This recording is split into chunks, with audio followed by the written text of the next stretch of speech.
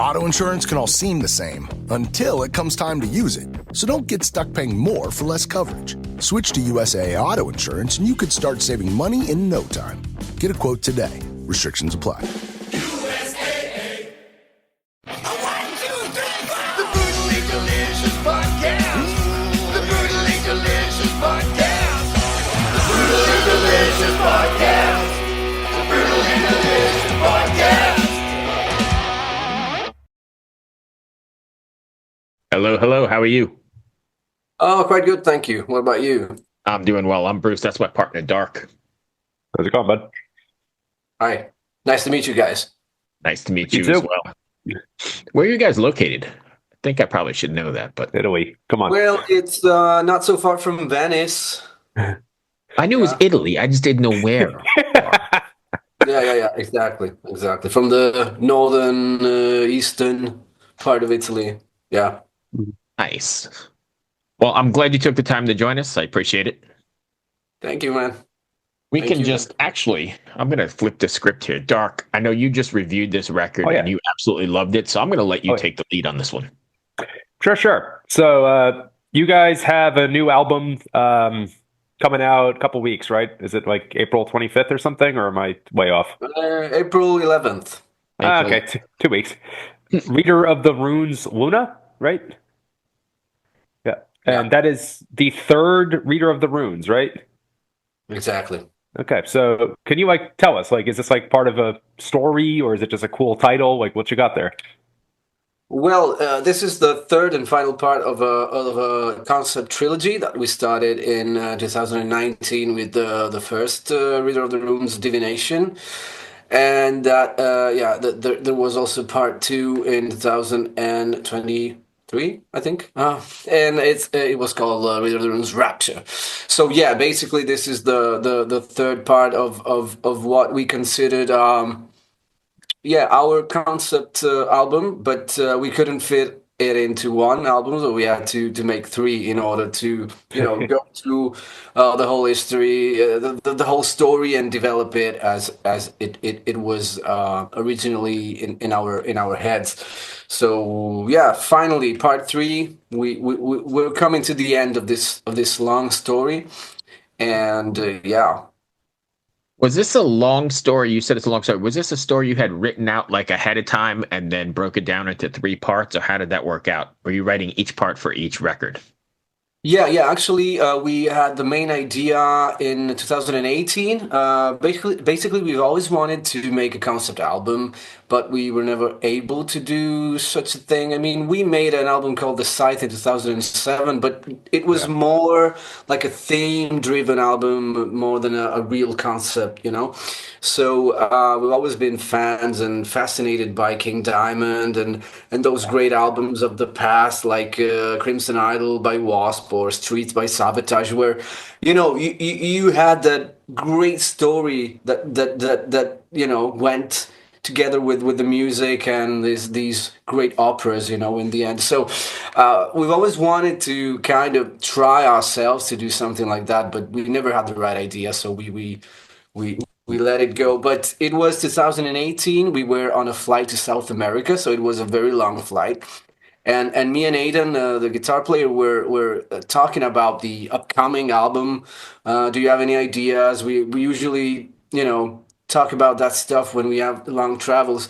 And we said to ourselves, why not trying a concept album this time? Do we have any ideas? And then one of us threw out just a really generic idea, and the other one followed with another one, and that's where we built this story, and we basically had it all set in that flight. During that flight, of course, we started developing the first part of the story in with the first album that we made for this, and we focused on that in 2018, 19.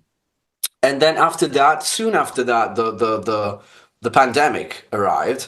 So we had to stop all the live activities, we know that.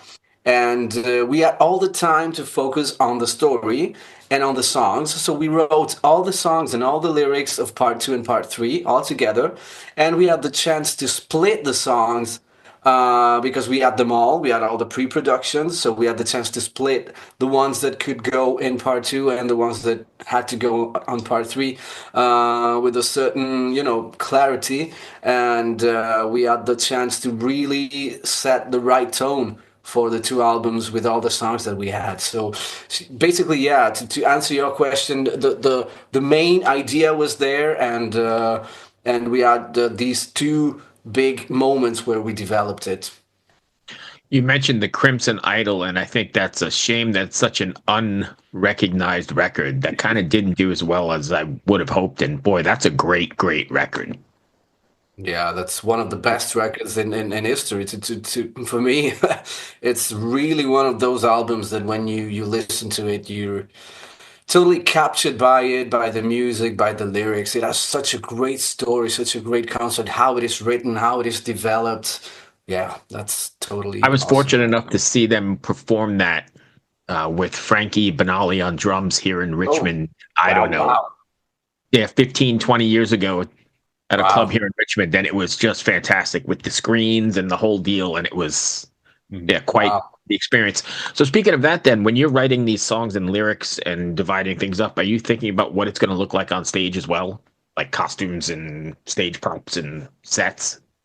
Well, we already have our kind of stage appearance with our stage clothes and this kind of corpse paint that we have, and it's always been our will to go beyond the music also on stage. We have these lyrics that are basically about paganism and about distant worlds, and it would be a shame not to try to do something also on stage to get to the fans and the listeners like enter this world with us. So basically, we've always had that on stage, and with this concept album, it would be great to do even more, because of course we have all the we have this story, we have all these characters, we have these settings that we describe in the lyrics, and it would be great to do more. Of course, it's just a matter then of budget and of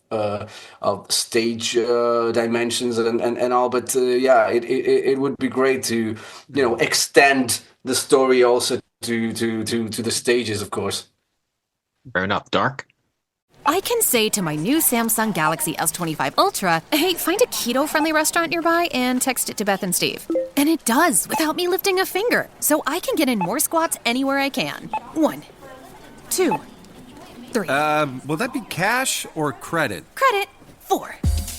Galaxy S25 Ultra, the AI companion that does the heavy lifting so you can do you. Get yours at Samsung.com. Compatible with select apps. Requires Google Gemini account. Results may vary based on input. Check responses for accuracy.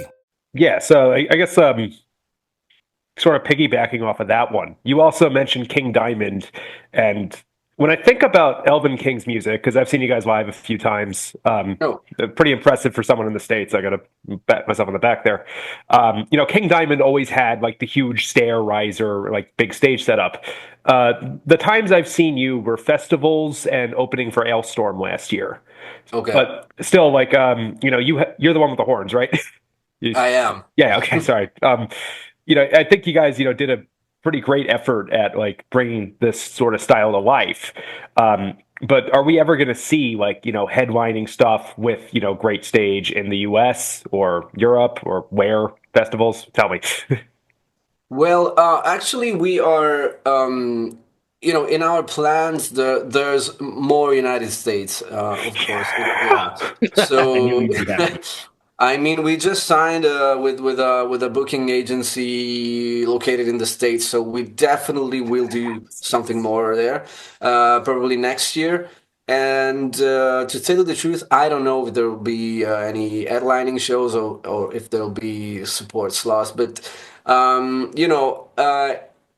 think that the band is the incredible thing, and this was something that also our team is saying to us from the record company and also from the booking agency here in Europe. the surprising thing about Elvenking is that we're around since 1997, so that's quite a while. 97. But yeah, yeah. But the surprising thing is that the real growth of the band started in the latest years, and don't ask me why, but yeah, that it happened, and we're very happy for that. But I think that it's since I don't know maybe 10 years or something that we really growing, and we are able to do more stuff also on stage when we're talking about the scenes and what we're bringing on stage. So I really hope, and I'm really we are planning something. So I really hope that we will have more together with us on stage in terms of having a scene and something happening, and as I said, trying to get the fans like enter our world and make it consistent so that it's not the up team show that you go and there's just a club and a band playing, which is cool on one side, but playing the music that we play, probably it's a plus to have a little bit of a like a visual thing of that course. goes along with the music. So yeah, I'm confident that we'll be doing something more and also in the States. Oh yeah. So you just touched on something I wanted to ask about ahead of time, so thanks for bringing it up. The first time I heard of Elvenking, I was in high school, dating myself a bit here, but it was right after The Scythe came out. That's the one with Divided Heart, right? Yeah.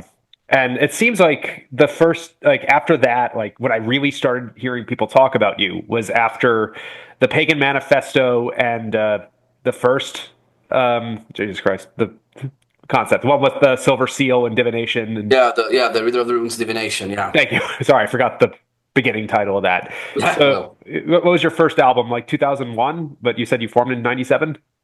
Yeah, the first album was 2001, and we were from 97. Yeah, we had in 2000 our demo was released, and soon after, yeah, the first album in 2001, Hidden Real. But yeah, it's as you said, it's this is matching a little bit with what I was saying previously.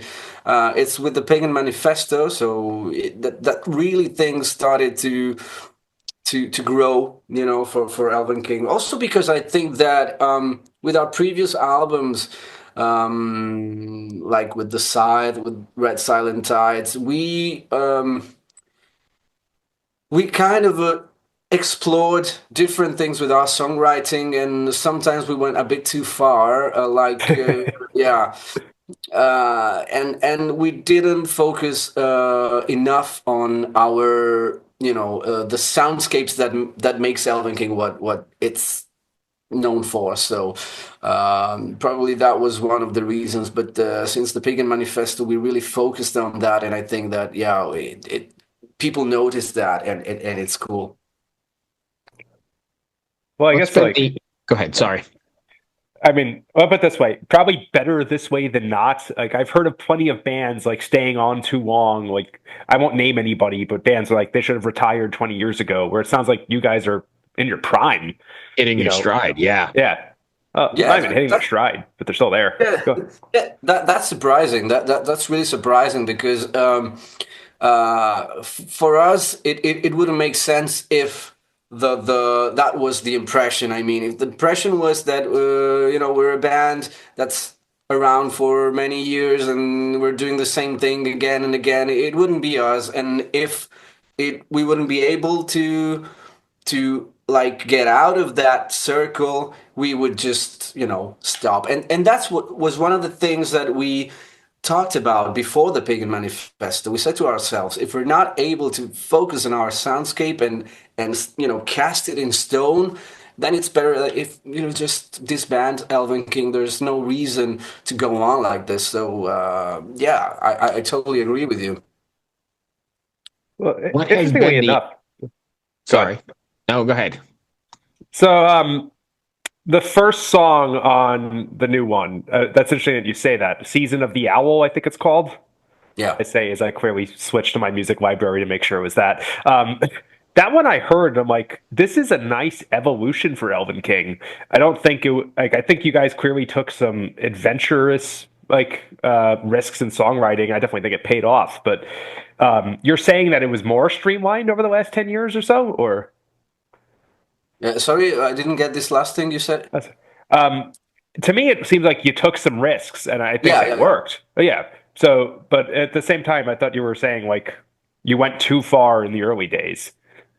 yeah, yeah. I mean that we went too far in. For example, the scythe, as you know, was a bit more. It was like a heavier album, and it went into territories that um, uh, were not where we should have gone. And the same we did with the Red Silent Tides. I mean, we made this really heavy album and then an album that was almost hard rock. So it was like, yeah, it was like. Getting out of our identity of out of what we were setting as the boundaries of our sound and like the real identity of the band. So we went too far in that regard. But as you said, with songs like Season of the Owl, the new album, probably, yeah, we took a risk in the how the song is structured, and we made some choices that are not the easiest when it comes to structure a song and put together some things that you wouldn't do if you want to build like a regular song. So we said to ourselves, this is going to be an opener. We want to make a cool opening track, but not like the usual fast song, predictable. You want to do something that has a different structure, that has some surprises. That when you listen to it, you have some surprises, and you're not done with the song with just one listen. You have to go through it again and again just to really understand what's going on without having it too chaotic, of course. Fair enough. Were you ever concerned that taking that sort of risk would some of your fans wouldn't take the journey with you?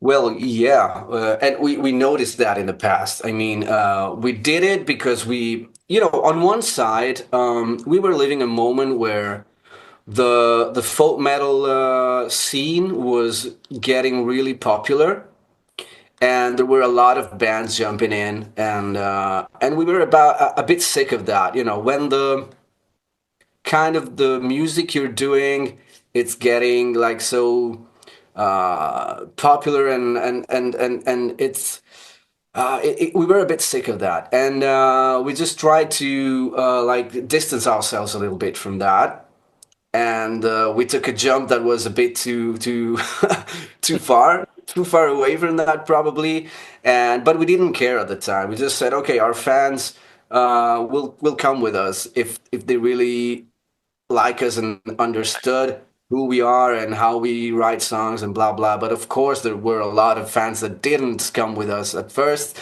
Probably later they did, because they went back to our discographies and said, "Oh well, after all, this album was really good." To tell you the truth, but yeah, when we released those albums, we of course had some fans that just didn't appreciate what we were doing. But yeah, we took the risk, and eventually we changed our minds a little bit. How much thought actually goes into that when you're deciding to take the risk or make that heavier record, or step back from that heavy record? How much goes into it, saying this is what we really want to do versus this is what the majority of the fan base is going to want to do? Well, from day one, it wasn't a concern for us. It really wasn't. So we just did what we wanted to do, basically, and we had a great support from the record company, because they didn't tell us, do this or do that. They probably did at the very beginning, but then they just let us do what we needed to do, and it's just probably with the Pagan Manifesto that we were a bit more concerned about that, not because of the reaction from people, but because we needed to get back to what the band was born for. I mean, so that's when we were really concerned about this thing that you were saying. It was like, okay, we wondered a lot, we did this, we did that, but now we need to really sound like Elvenking. We need to be Elvenking, and yeah, that was the moment where we really thought about it. Gotcha. Dark. So, where do you go from here? Like the end of the trilogy? Like, are you scared? Because I know, like, I don't know, not music. Peter Jackson after he did Lord of the Rings, like, just go. Yeah. Yeah, well, I mean, we're excited. We're excited because it's since 2018 that we have to consider about, the lyrics and the characters and the story, and the story has to be consistent. We don't have to make any errors. The music has to go along with the lyrics, and it's like years and years of thinking and overthinking and writing, and so we're really excited to, finally get to do a new regular album, Right. uh, yeah, we're totally excited. It's like something new now because, as I said, it's since 2018 that we are into this concept thing. So yeah, it's gonna be exciting. What's been the initial response to the single so far?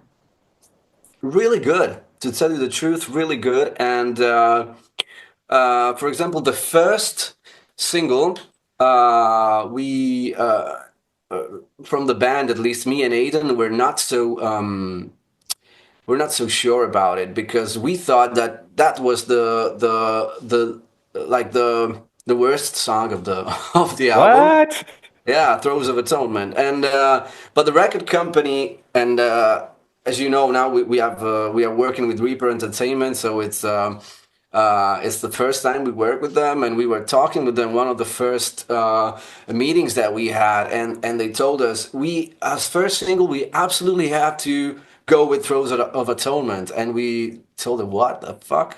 I mean, no, please, no. But then, we listened to it again and again with trying to have fresh ears, and yeah, we totally understood their point, and the reaction for that was really amazing because there were a lot of fans that were telling us this sounds like the first album. It's so great. It's like, the early material from Elvenking. So a lot of people was excited, and the same went with the Gone Epoch song that we just released, and yeah, it's amazing to see all of our fans so happy about this kind of thing that we are.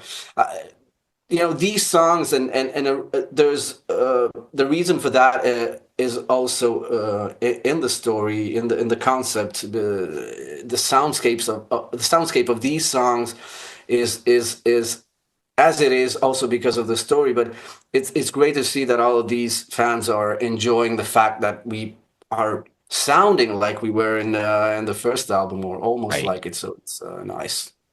I just Nice. pulled up my notes. I got to review this album. I was very fortunate 3 days ago.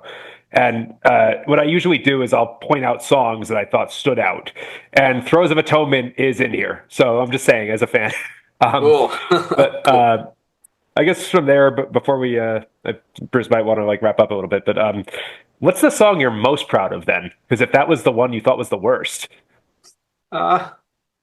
Well, probably the last one, the big long epic song. It's My favorite too. oh, cool, because it's really hard to do such a long song. We've been always trying to, and I think we made a couple throughout our career before this, but it's not that easy. And for a band, it's not easy to do these, long tracks and have them not just like a collection of riffs or parts. It's very difficult to build the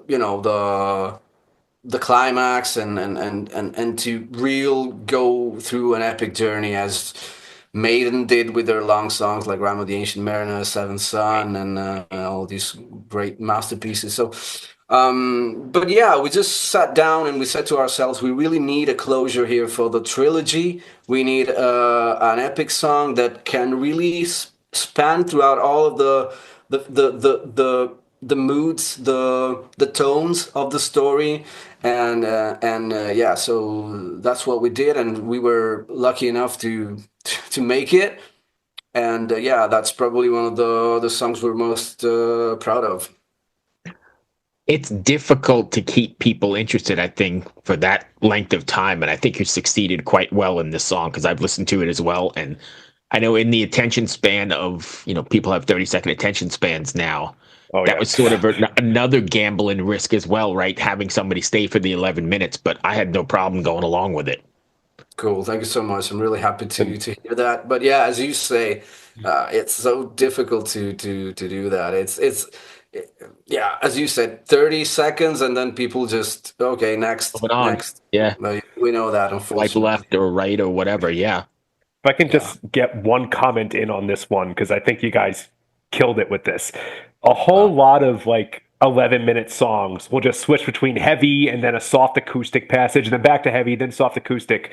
You guys didn't do that trope. You would have it where it was heavy, and then maybe the drums slowed down, but the guitars were still heavy, and then you went to almost a blast beat, that. But was that a conscious breaking the trend there? Because yeah, I mean, we were just there writing, and it just happened, and it. Of course, we went through different versions of the song. But it's when we feel that it's good, then we go with it, and that's what happened with especially with that blast beat part that we have in the central part of this song. We just needed that to go. We needed that cavalcade to go and take you through until where we get the melody of what was the chorus of the long song on the first part. So we are kind of getting back to that so that we feel that it's the same story and we are closing it. So yeah, that was the intention. Yeah. Awesome. That is all I had. Dark, you got time for one more if you got it. Sure. So yeah, you told me couple minutes ago, band started in 97. I was going off the 2001 for the first album. So next year is 25 years. Well, we're all old. But do you have any plans to commemorate that at all? Well, not at the moment, but we talked about some things. And the scariest thing is that in 2027, it's 30 years of the band. So probably we will do something for 30 years. That's a lot. But, but yeah, probably we'll do something with that because for next year we are planning other things. And but let's see. I mean, we're still in for a celebration, so we're always in for celebrations. So. Come back to the US. Yeah, definitely. Thank you, my friend. Good luck with the record and the tours. Appreciate talking to you, and we'll talk to you soon. It's been a great pleasure. Thank you, guys. Awesome. Thank you so much. Have a great night. Bye. Later. Hello, Tom May here, host of Future Friday. I've spent the last 15 years on the road with my band, The Menzingers, where I've met all kinds of wild and fascinating people. So I started a podcast. On Future Friday, I talk to fellow musicians about the moments that made them, their passions outside of music, and the curiosities that tie us all together. I've also talked to the likes of UFO researchers, magicians, soldiers, and documentary filmmakers, and I'm constantly searching for folks that can shape and change our view of the world. You can check out Future Friday wherever you like.